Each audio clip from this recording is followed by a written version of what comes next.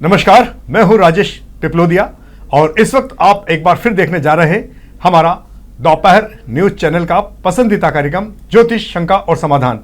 तो आप सभी के बीच एक बार फिर मौजूद है पंडित कान्हा जोशी जी। जोशी जी, तमाम दर्शकों की ओर से आपका एक बार फिर स्वागत है। यह एपिसोड हमारा कुछ खास है क्योंकि ये जो पखवाड़े में हम आपको दिखाने जा रहे हैं और जो जानकारियां देना चाह रहे हैं वो काफी महत्वपूर्ण है। 12 जनवरी से लेकर 25 जनवरी के बीच कौन कौन से तीज और त्यौहार आ रहे हैं, क्या है उनका महत्व, किस तरह से आप उन आध्यात्मिक दिनों का फायदा उठा सकते हैं, इन सभी बातों को लेकर आपको विस्तृत जानकारी देंगे कान्हा जी। तो सीधे हम कार्यक्रम शुरू कर दें कि 12 से लेके 25 के बीच कौन कौन से मुख्य त्यौहार आ रहे हैं। सबसे बड़ा तो मकर संक्रांति का जो पर्व आ रहा, तो ये जो संक्रांति है इसके विषय में थोड़ा डिटेल बताइए कि ये क्या है, इसका महत्व और इस वर्ष इसका क्या खास कारण है। जय श्री कृष्ण। इस वर्ष 14 तारीख के दिन, मकर संक्रांति के दिन, कई वर्षों बाद ऐसा संयोग बन रहा है। उस दिन षटतिला एकादशी का महापर्व रहेगा। कई बार ऐसा आप देखते हैं कि मकर संक्रांति 14 तारीख को आती है, कई बार मकर संक्रांति कन्फ्यूजन के कारण 15 तारीख के दिन आती है। इस बार कोई कन्फ्यूजन नहीं है। 14 तारीख को दोपहर में 3:17 पे भगवान सूर्यनारायण धनु राशि से निकल करके मकर राशि में प्रवेश कर जाएंगे। उसी समय से मकर संक्रांति का पर्व प्रारंभ हो जाएगा। तो दिनांक 14 जनवरी के दिन मकर संक्रांति और उसी के साथ साथ षटतिला एकादशी का महापर्व रहेगा, जो कि इस बार संक्रांति को और भी मंगलकारी बना रहा है। जितना आप दान पुण्य कर सकते हैं इस दिन आप अवश्य करें। इस दिन किया हुआ दान खासकर अक्षय हो जाता है, जिसका कभी कोई क्षय नहीं होता है। जितना आप कमाते हैं उसका कम से कम 1%, 5% जितना आपका पॉकेट अलाउ करे उतना आप दान करें। क्योंकि इस समय सर्दी का मौसम चल रहा है, खासकर ऊनी वस्त्रों का दान आप कोई भी गरीब व्यक्ति को, ब्राह्मण को मंदिर में आप अवश्य करें।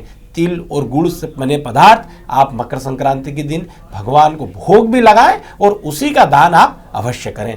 कई प्रकार से षटतिला एकादशी का महत्व भी बताया गया है। शास्त्रों में ऐसा सुनने में आता है, पढ़ने में आता है कि षटतिला मतलब 6 प्रकार से आपको उस दिन तिलों का उपयोग अवश्य करना चाहिए। सबसे पहले सुबह उठ करके जब आप स्नान करें तो उसमें स्नान के जल में आपको तिल अवश्य मिलाना है। तिल युक्त जल से आपको स्नान करना है। भगवान सूर्यनारायण को आप जो जल चढ़ाएंगे उस दिन विशेषकर तिल मिला करके आप भगवान सूर्यनारायण को जल चढ़ाएंगे, अति लाभ आपको होगा।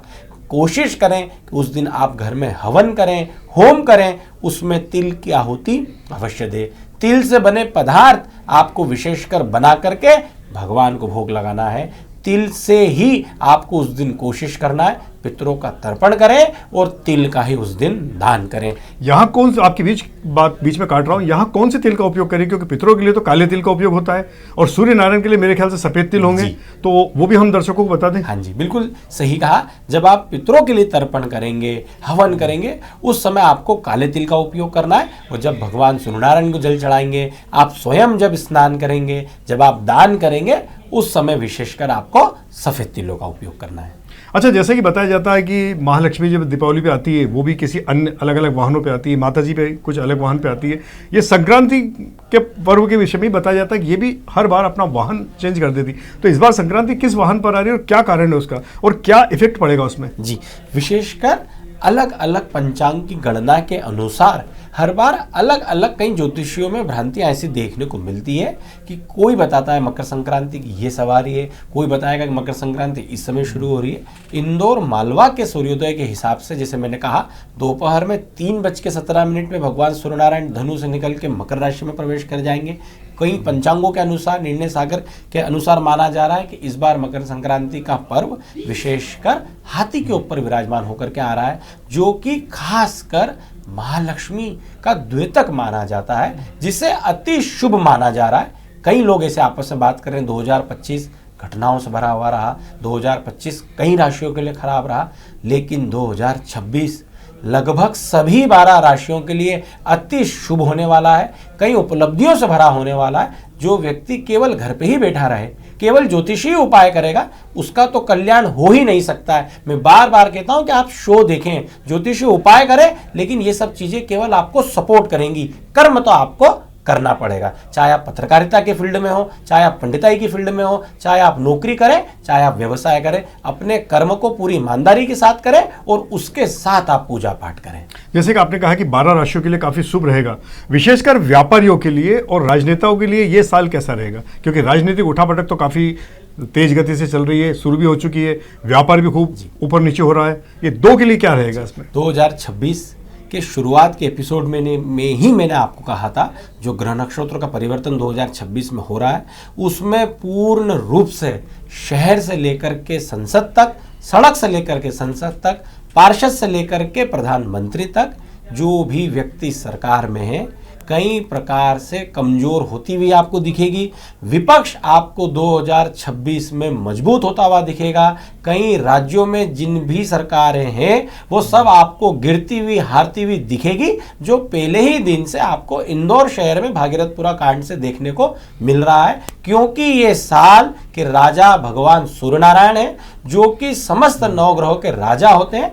भगवान सूर्यनारायण के आप दर्शन अपनी प्रत्यक्ष आंखों से कर सकते हैं, वैसा ही प्रत्यक्ष फल वो आपको देते हैं। 1 महीने आप जल चढ़ाना शुरू कर दीजिए, 1 महीने में आपको मान सम्मान मिलने लग जाएगा। तो ये साल भी वैसे ही है कि प्रत्यक्ष फल आपको देखने को मिलेगा, चाहे वो प्रधानमंत्री ही क्यों ना हो, चाहे वो विपक्ष के नेता क्यों नहीं हो। इसलिए अभी भारतीय जनता पार्टी की सरकार है, इसलिए सभी जगह भारतीय जनता पार्टी की सरकार खासकर कई राज्यों में हार का सामना कमजोर होती हुई दिखेगी। कम से कम हारे नहीं तो कमजोर होती हुई दिखेगी। और कांग्रेस पार्टी जहां जहां विपक्ष में या जहां जहां भी विपक्षी पार्टियां हैं, वो 2026 में कई मायने में मजबूत होती हुई दिखेगी।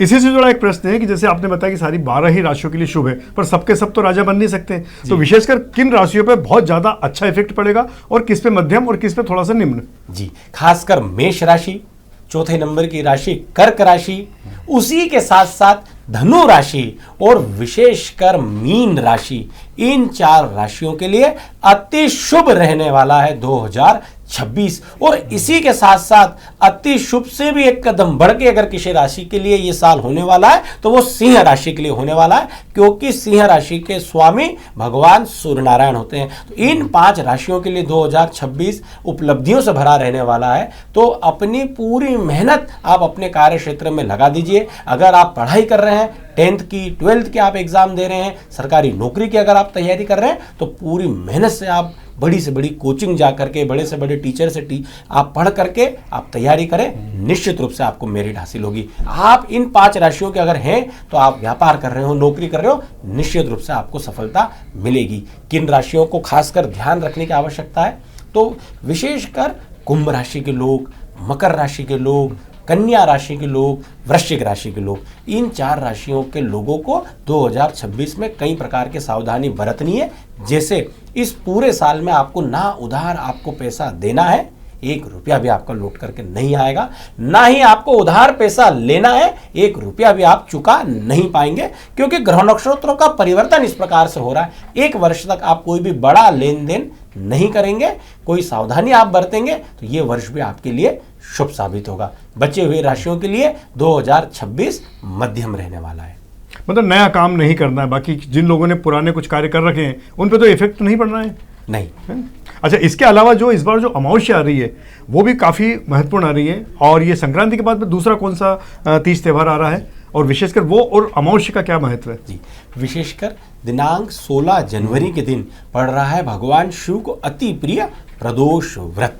आप पूरे पखवाड़े में अगर भगवान शिव को जल नहीं चढ़ा पा रहे हैं, 15 दिन में 1 दिन इतना दुर्लभ होता है प्रदोष का, उस दिन जाकर के अगर आप भगवान शिव को केवल 1 लोटा जल ही चढ़ा दें तो पूरे 15 दिन के पूजन का फल आपको मिल जाता है। एक रोचक उपाय मैं आपको बता रहा हूं, खासकर संध्या प्रदोष काल में, जो कि सूर्यास्त का समय होता है, सूर्यास्त से 45 मिनट पूर्व और सूर्यास्त से 45 मिनट बाद तक का जो समय होता है उसे प्रदोष काल कहा जाता है, जो रोजाना होता है। प्रदोष के दिन, प्रदोष काल में आप भगवान शिव के शिवालय में जाएं और शुद्ध घी का दीपक लगाएं। आप स्वयं देखेंगे आपके जीवन का अंधकार आपको समाप्त होता हुआ अवश्य दिखेगा और अगले प्रदोष तक आपका रुका हुआ कार्य अवश्य बन जाएगा। इसके बाद पड़ रहा है दिनांक 18 जनवरी रविवार के दिन पूरे वर्ष की लगभग सबसे बड़ी अमावस्या, मौनी अमावस्या का महापर्व, माघ माह की अमावस्या का पर्व रहेगा। जितना आप दान पुण्य कर सकते हैं उस दिन आप दान पुण्य अवश्य करें। अपने शहर के आसपास स्थित कोई भी तीर्थ स्थल में जाकर के ना भीड़ से डरें आप, ना आप सोचेंगे मेरा खर्चा होगा। केवल मौनी अमावस्या के दिन आप खासकर तीर्थ नदी में अगर आप स्नान करते हैं सारे पाप आपके धुल जाएंगे, सारे नेगेटिविटी आपकी दूर हो जाएगी। और आप प्रयास करें कि माघ माह अभी चल रहा है, अगर आप तीर्थों के राजा प्रयागराज में जाकर के माघ मेले में अगर आप एक दिन भी स्नान कर लेंगे तो कुंभ स्नान का फल आपको मिल जाएगा। इसके बाद में फिर एक और महत्वपूर्ण पखवाड़ा शुरू हो रहा है, पक्ष शुरू हो रहा है, जो कि नवरात्रि पक्ष है, गुप्त नवरात्रि जी। अगले ही दिन दिनांक 19 जनवरी सोमवार के दिन से गुप्त नवरात्रि का महापर्व प्रारंभ होगा। पूरे वर्ष में 4 प्रकार की नवरात्रि आती है। 2 नवरात्रि प्रकट नवरात्रि होती है जो हर घर में माता जी को विराजमान करके, जो कि चैत्र के महीने में और आश्विन के महीने में आती है। और 2 नवरात्रि जो कि गुप्त रूप से आती है, जो कि माघ महीने में, इंग्लिश में जनवरी आप समझिए, और जुलाई के महीने में, आषाढ़ महीने में आती है। गुप्त नवरात्रि का पर्व खासकर माता रानी के भक्तों के लिए अति शुभ होता है। आप नवरात्रि का व्रत अगर नहीं कर पा रहे हैं अपने व्यस्ततम जीवन में, इन 9 दिन में माता रानी के दर्शन आप अवश्य करें। जिस भी मंदिर में आपकी आस्था है, आपके घर के आसपास से देवी के मंदिर में आप इन 9 दिन अवश्य जाएं। माता रानी को चुनरी भेंट करें, हलवा पूड़ी का भोग लगाएं, नलखेड़ा में बगला मुखी माता के दर्शन करें और अपने जीवन में माता रानी की कृपा पाएं। इसके बाद में गुप्त नवरात्रि समापन के बाद में कौन सा कुछ गुप्त नवरात्रि में खासकर 5वें दिन ही बसंत पंचमी का पर्व आता है। दिनांक 23 जनवरी को माता रानी के प्रिय वार शुक्रवार के दिन बसंत पंचमी का पर्व रहेगा। उस दिन खासकर पीले रंग के फूल आपको बाजार में मिलेंगे जिसे बसंत कहते हैं। आप खासकर सरस्वती मैया को उस दिन अवश्य, क्योंकि उस दिन माता सरस्वती का प्रकटोत्सव रहता है, उस दिन बसंत आप सरस्वती को अवश्य भेंट करें। हमने हमारे बड़ों से सुना है जहाँ पर सरस्वती जी होती है, जहाँ पे सरस्वती जी की कृपा होती है, वहाँ पर महालक्ष्मी दौड़ी दौड़ी चली आ जाती है। किसी भी फील्ड में आप रहेंगे तो बिना ज्ञान के आपकी तरक्की नहीं हो सकती। तो खासकर आप माता रानी सरस्वती के दरबार में उस दिन जाएं, बसंत के फूल उनको चढ़ाएं और पीले रंग की चीज़ों का दान आप उस दिन करेंगे तो सरस्वती माता की कृपा अवश्य होगी। विद्यार्थी लोगों को तो उस दिन अवश्य माता सरस्वती के दर्शन करना ही चाहिए।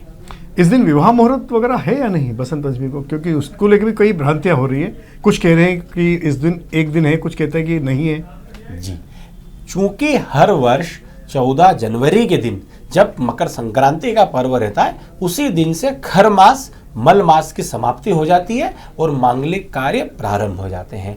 लेकिन चूंकि विवाह का द्वेतक ग्रह शुक्र ग्रह अभी अस्त रहेगा, इस कारण इस बार मकर संक्रांति से कोई भी मांगलिक कार्य प्रारंभ नहीं होंगे, जो कि बसंत पंचमी तक प्रारंभ नहीं होंगे और मांगलिक कार्य नहीं होंगे। फिर भी कई महीने में बसंत पंचमी को अभूज मुहूर्त माना जाता है। पूरे वर्ष में 4 मुहूर्त ऐसे आते हैं। बसंत पंचमी, उसके बाद 3 महीने बाद आने वाली अक्षय तृतीया, उसके 3 महीने बाद आने वाली भडली नवमी और उसी के 2 महीने बाद आने वाली देव उठनी एकादशी। ये 4 दिन अभूज मुहूर्त होते हैं। बिना पंचांग देखे, बिना मुहूर्त देखे, बिना कुंडली मिलान करे, मालवी भाषा में ऐसा कहा जाता है कि भगवान के माथे, देव के माथे आप उस दिन विवाह कर सकते हैं। इसलिए कई पंचांग में उस दिन विवाह मुहूर्त या ऐसा बोल लीजिए अभूज मुहूर्त के रूप में दिया हुआ है।